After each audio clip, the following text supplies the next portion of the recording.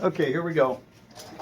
So typically I don't like to do unboxings, but I figured for anybody that might be getting one, you know, themselves and they want to see exactly what they're in store for, I could just walk you right through that.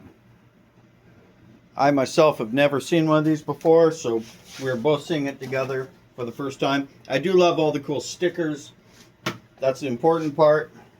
I'm going to take all the accessories and of course the instructions, and we're going to put them somewhere else. This is just going off my experience with these machines. Let's go ahead and open the box up. I'm going to very carefully take it out. It's got a medium weight, but it's not too heavy. First impressions, I already like it. And I'll tell you why I already like it right out of the gate. There we go.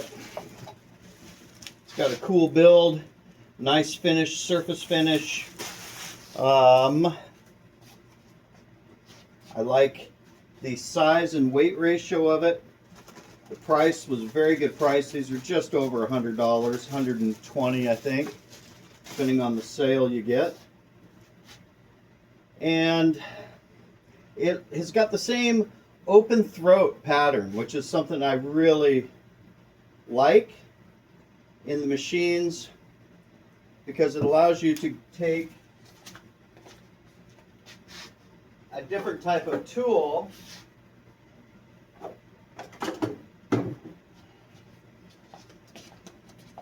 like, let's say, a gardening tool or something like this, and you can come and reach in behind. You can actually use this space for things when you want to get into different areas. And so this is a nice feature, that open throat or the triangle pattern. And let me get you in a little closer here so you can see it. There we go. There we go. Okay, what I was saying is that you can, with this open throat area, you really can get a better access to inside the machine. Is it magnetic? It is not. The frame is magnetic, and so that's perfect. Look at that. We're already starting to look like a sharpening station. I have a link for the lights down below. I get them off of Amazon. I have an affiliate, Amazon affiliate store that you can get the stuff from there. So a little bit, this is quite a heavy little machine. This is solid, but a little bit lighter.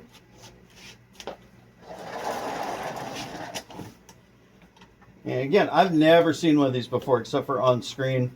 So the thing I like right off the bat about it, it's got a good positioning. Of course, that depends on your own height, but the positioning is right.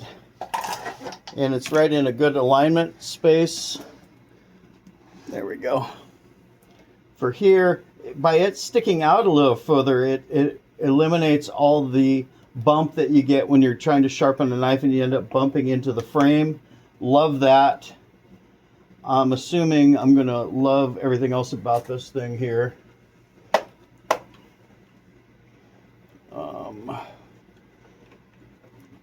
Let's see, how do we take this off? I could read the instructions. There we go.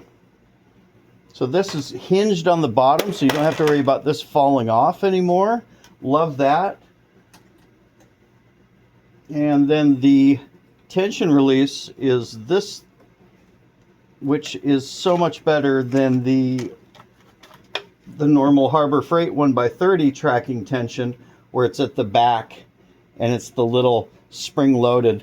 The tracking and the tension are all in this right here. Let me see if I can't actually put a little light on it.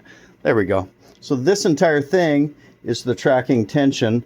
It looks like my idler wheel will upgrade this as well for both the top and the bottom. So we have a higher density polyurethane wheel that's going to be a little bit of an upgrade from this. These look like they spin pretty true.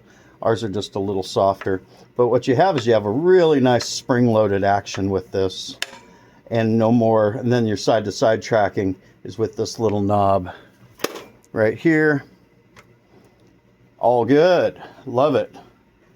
Let's get a belt. Let's see, next thing. What are we going to see? Let's take this one apart. That's a fresh Cubitron P120. Here's an angle guide. The platen looks about the same thickness, so this should just slide right down on there. Perfect. This works good. Let's see how the belt comes on. Top, bottom, and then as we come to the back, right here, I might have to do it a little different. Maybe you go top, back, hold it at the bottom, and then, yeah, I like that. There we go, very nice. Close it up. And lock it into position. I see it's just got a simple little twist lock. Open, close, lock. Love it. Let's plug it in. And let's hear how it sounds. Cool. God, it's a cute looking little unit.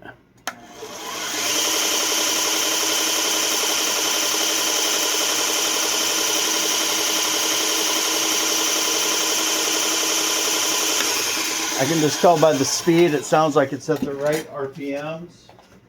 Let me grab a knife to sharpen.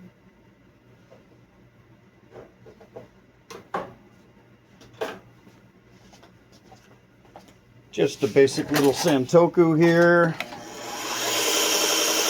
Like it.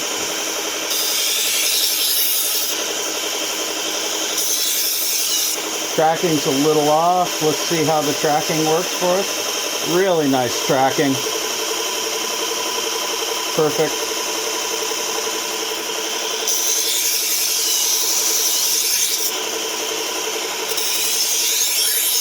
Yeah, I had a feeling this was going to be the case, you guys, and I can just already tell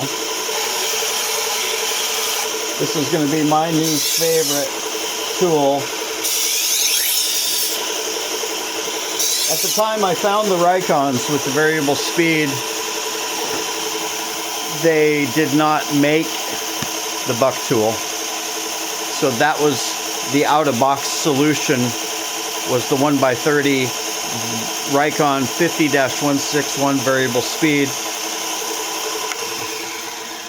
It's still a perfectly good machine. A couple of the other differences though is that this here, you could put a buffing wheel or a Scotch-Brite deburr wheel on that because it's a full-size grindstone attachment, side attachment. This one, it's got just a flat sandpaper attachment, so you can mount some stuff on it, but it's really not meant for it. You can use the little screw, where this one is going to have a full bolt to lock it into place. The other thing about this that you can do would be horizontal or vertical edge trailing or edge leading with the angle guide. But just for an example, sorry I keep moving you around. Just for an example, lay it down on its back.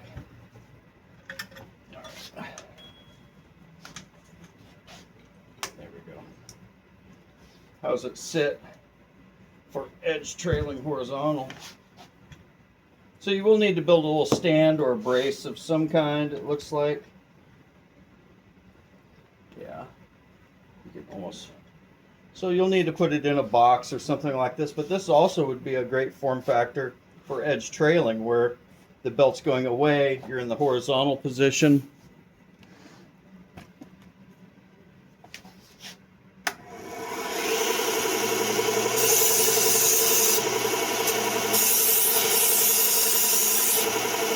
Very nice, very smooth running. Of course, you're going to expect that. People get all caught up about these things, but really, it's a motor turning a belt. And if the wheels are round, it's going to run smooth. The side workstation over here is interesting, because this is my primary concern when I was just looking at it online, is if you're going to go with the edge trailing and the wheels going away, there really isn't much room to use this wheel here. You can see how I'm all kind of tangled up in the machine itself here. Why isn't that showing up? Okay.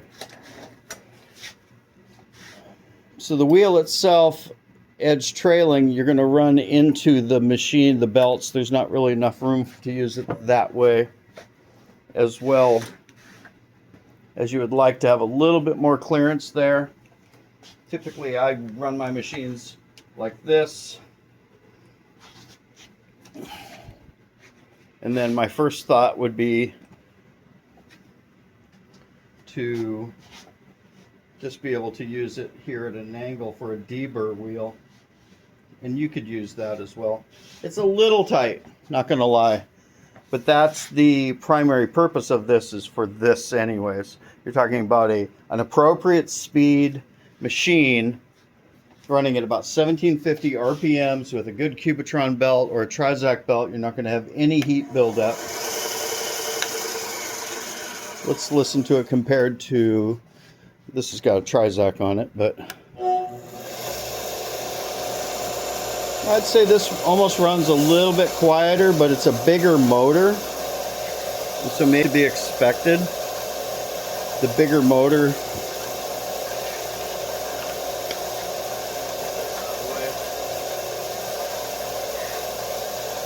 So here's the Rikon.